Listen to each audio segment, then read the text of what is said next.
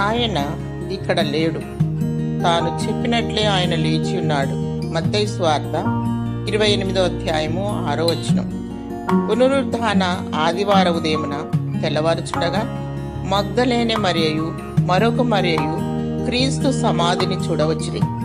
ఇదిగో, ప్రభువు దూత పరలోకము నుండి దిగివచ్చి రాయి పొర్లించి దాని మీద కూర్చొని ఉండెను. అప్పుడు దూత చెప్పబడిన మాట ఇది: ఆయన ఇక్కడ లేడు, తాను చెప్పినట్లే ఆయన లేచి ఉన్నాడు. అవును, క్రీస్తు మరణమును జయించి మృత్యుంజయుడై లేచు. క్రీస్తు తాను చెప్పిన ప్రకారము మృత్యుంజయుడై లేచుట ఆయన నిజమైన దేవుడనియు క్రైస్తత్వము నిజమైన మార్గమనియు రుజువు చేయుచున్నది. భూమి ఆకాశములు గతించును, నా మాటలు ఎన్నడూ గతింపవు అని ప్రభువు చెప్పిన సంగతి జ్ఞాపకం చేసుకొని బైబిల్ గ్రంథమందలి ప్రతి మాటను విశ్వసించదము.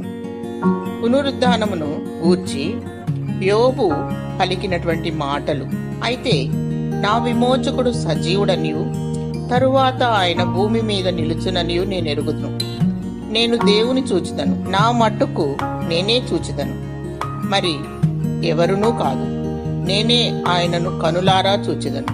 క్రీస్తు మృత్యుంజయుడై లేచినప్పుడు లోకానుసారమైన శరీరముతో కాదు, రూపాంతరపరచబడిన మహిమగల శరీరముతో లేచెను. మరణమును పాతాళమును జయించి లేచెను. మరణము ప్రభావము చూపలేని బలమైన శరీరముతో ఆయన లేచెను. అవును, ఆయనక సజీవుడే, ఎన్నటెన్నటికీ మరణము నొందడు. క్రీస్తు ద్వారా పునరుద్ధాన నిరీక్షణ కలుగుచున్నది.